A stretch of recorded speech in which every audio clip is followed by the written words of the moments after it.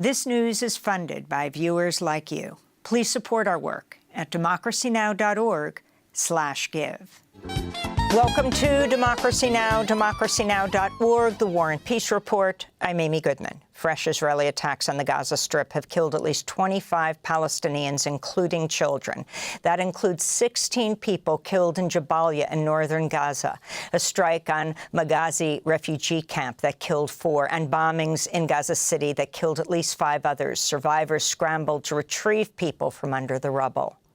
At exactly 10:02 at night, we were sleeping. Suddenly, we heard the sounds of a strike.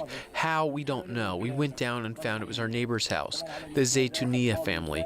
We pulled out several martyrs, children and women, and until now, there are still people under the rubble they cannot reach. As you can see, they're pulling them out. They're digging with their hands. Among the recent victims of Israel's bombardment of Gaza were twin sisters Sally and Dalia Ghazi Ibaid. The 26-year-olds had recently been accepted to attend the University of Waterloo in Ontario, Canada, as part of the Global Student Relief Initiative, which supports students from conflict zones. They were killed by an Israeli bombing on December 5th as they attempted to leave Gaza via the Rafah border crossing into Egypt. A new report in the Israeli newspaper Haaretz finds Israel's military's designated the Netzarim corridor, which cuts the Gaza Strip in half, as a kill zone. The report quotes Israeli soldiers describing how they arbitrarily killed dozens of Palestinian civilians, including children, then posthumously declared them to be terrorists. Separately, Human Rights Watch warns in a new report that since October 2023, Israeli authorities have deliberately obstructed Palestinians' access to the adequate amount of water required for survival in the Gaza Strip, an act tantamount to genocide. Meanwhile, Israel killed at least 9 people in overnight bombing raids on port infrastructure and oil storage facilities near Yemen's capital, Sana'a. The bombings came after Israel's military said it had intercepted a missile launched by Yemen's Houthis before it crossed into Israeli territory. The U.S. Senate has approved a record $895 billion military spending package on a bipartisan vote of 85 to 14, sending the bill to President Biden for his signature. Congress approved this year's National Defense Authorization Act, or NDAA, even after the Pentagon failed its 7th consecutive audit, with Pentagon officials unable to fully account for trillions of dollars. An amendment to the NDAA strips away service members' parental rights to access gender-affirming health care for transgender children. That prompted calls from the ACLU and other civil rights groups for President Biden to veto the legislation. The bill also includes more than $500 million in additional military aid to Israel. Republican lawmakers have rejected House Speaker Mike Johnson's plan to avert a government shutdown after President-elect Trump condemned the deal and Elon Musk threatened to end the political careers of Republicans who support it. Unless Congress approves new spending by midnight Friday, most federal agencies will shut down non-essential operations. Johnson's compromise plan included more than $100 billion in disaster aid to states hard hit by Hurricanes Helene and Milton and other natural disasters. It also included $30 billion in economic assistance to farmers. Politico reports the Republican House Speaker Johnson is now considering passing a so-called clean funding package that excludes farm relief and disaster aid. Johnson's reversal came after Elon Musk, the world's richest person, wrote on his social media site X, quote, "Any member of the House or Senate who votes for this outrageous spending bill deserves to be voted out in 2 years."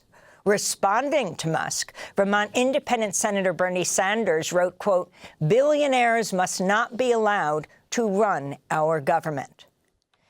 House Republicans have introduced the DOGE Act, a bill to cut federal spending by $114 billion. The bill would slash programs for climate, education, energy, healthcare, transportation, veterans care, and more. However, it would not reduce Pentagon spending. On Tuesday, Republicans convened the first meeting of the Delivering Outstanding Government Efficiency Caucus, or DOGE. The new caucus's name is a nod to the Department of Government Efficiency, an advisory commission led by the unelected billionaires Elon Musk and Vivek Ramaswamy. It's also a reference to a meme coin cryptocurrency promoted by Musk. At least one Republican lawmaker, Greg Lopez of Colorado, said at the DOGE caucus meeting he expects cuts to Social Security and Medicare despite Trump's campaign pledge to leave the programs alone. Sir, can we get a pledge to stand with President Trump against cuts to Social Security and Medicare benefits? I think, you know what, when we look to reduce our national debt, I think these should be on the table. Okay. You know, so I am a strong advocate of discussing this and reevaluating them. And I do believe at the end of the day, there will be some cuts. There are cuts to Social Security and Medicare. Yes. The House Ethics Committee has reportedly voted to release its report on former Congressmember Matt Gaetz, including his sex trafficking of underage girls. The report could be made public as soon as this week after lawmakers cast their final votes of the 118th Congress.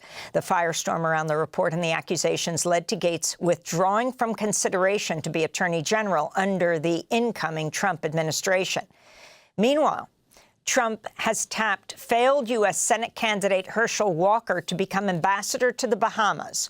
Walker, who lost his 2022 Georgia Senate race to Raphael Warnock, has been accused of violence by his ex-wife, as well as pressuring at least two partners to have abortions, even though his public stance is ardently anti-abortion.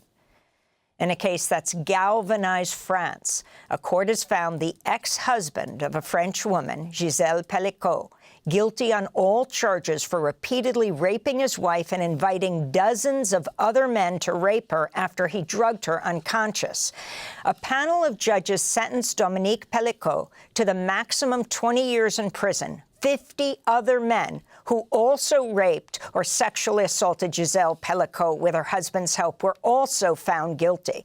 The shocking case has made headlines around the world, and the 3.5-month trial gripped France, with supporters regularly gathering around the Avignon courthouse to support Gisèle Pellicot, who famously waived anonymity to give a voice to survivors and change the public discourse on sexual violence.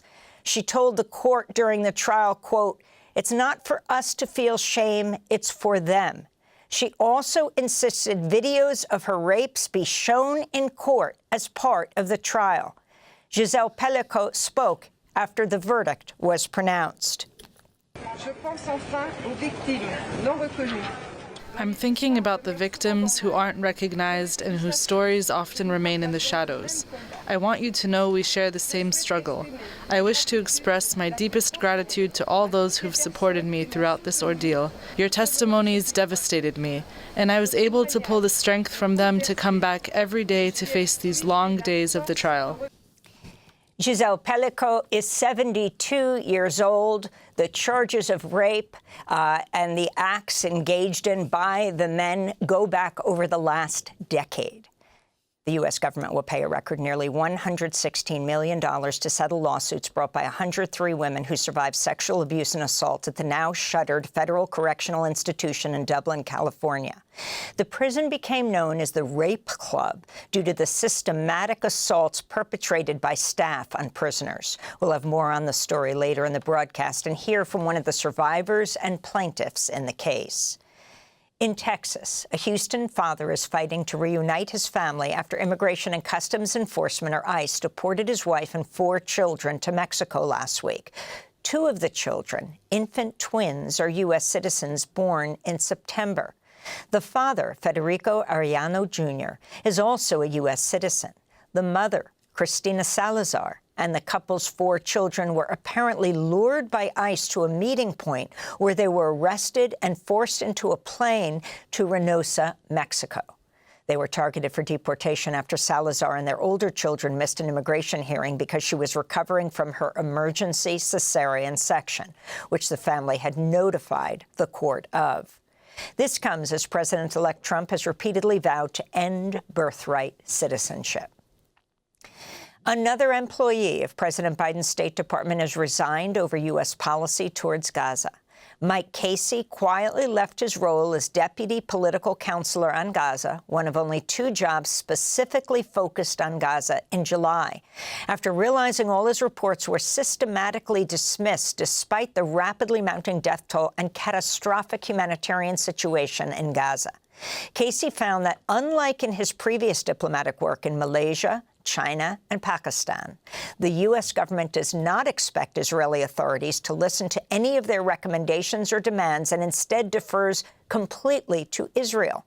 Mike Casey told The Guardian in an interview about his resignation he, quote, got so tired of writing about dead kids and that, quote, we don't have a policy on Palestine. We just do what the Israelis want us to do, he said.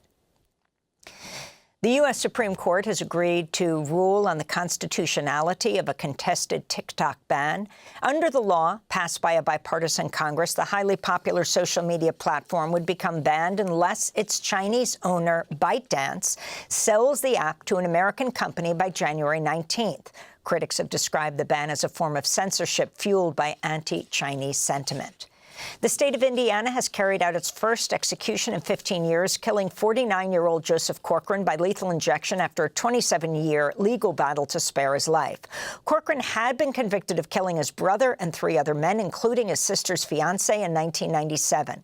Corcoran's lawyers say his execution was unconstitutional since he suffered from paranoid schizophrenia.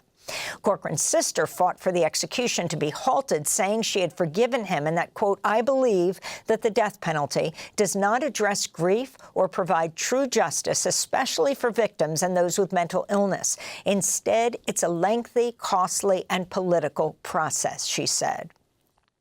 And thousands of Amazon workers have launched the largest strike against the retail giant in U.S. history, setting up picket lines at hundreds of Amazon fulfillment centers nationwide. Workers say Amazon forced them to strike by refusing to follow the law and bargain with the thousands of Amazon workers who organized with the Teamsters Union. And those are some of the headlines. This is Democracy Now!, democracynow.org, The War and Peace Report. I'm Amy Goodman. And I'm Nermeen Sheikh. Welcome to our listeners and viewers across the country and around the world.